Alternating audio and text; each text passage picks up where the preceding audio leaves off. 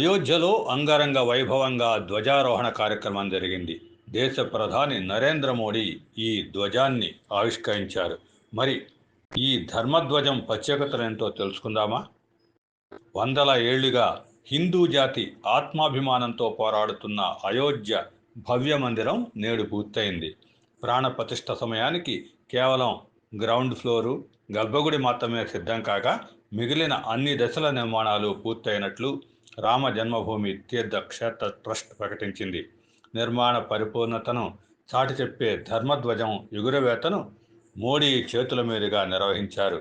ఈ ప్రత్యేక కార్యక్రమానికి పలువురు పీఠాధిపతులు, సాధువులు హాజరయ్యారు. ఆలయ నిర్మాణం సంపూర్ణమైనందుకు గుర్తుగా ఈ కార్యక్రమం చేపట్టారు. మరి ధర్మధ్వజం విశేషాలేంటి? ఒకసారి చూస్తే అయోధ్య భవ్య రామమందిర ఆలయ శిఖరం ఎత్తు 161 అడుగులు ఉంటుంది. శిఖరం పైన ఉన్న ధ్వజస్తంభం దాదాపు 30 అడుగుల ఎత్తు ఉంటుంది.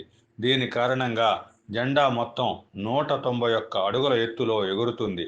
జెండా సుమారు 22 అడుగుల పొడుగు, 11 అడుగుల వెడల్పు ఉంటుంది. ఇది పారాచూట్, గ్రేడ్ నైలాన్, సిల్క్ వంటి మన్నికైన వస్త్రాలతో తయారు చేయబడింది. దీనివల్ల ఇది గాలి, వర్షం, తీవ్రమైన సూర్యకాంతిని తట్టుకోగలదు.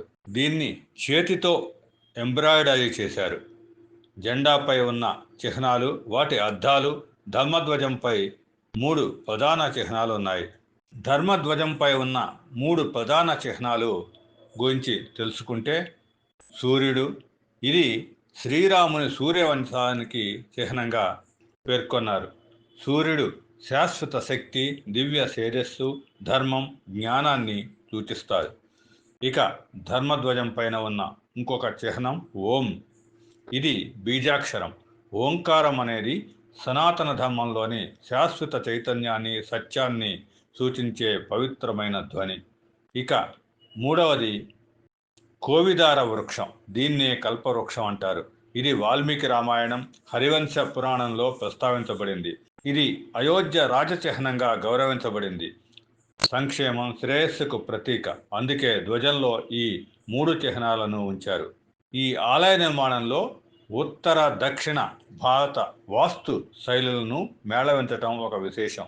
ఆలయ శిఖరాన్ని ఉత్తర భారత సాంప్రదాయ నగర శైలిలో నిర్మించగా 800 మీటర్ల చుట్టుకొలత ఉన్న ప్రాకారాన్ని ద్రావిడ శైలిలో నిర్మించారు. ఆలయ గోడలపై వాల్మీకి రామాయణ ఘట్టాలను 87 రాతి శిల్పాలుగా, భారత సంస్కృతిని 79 కాంస్య రేకులపై చిత్రీకరించారు.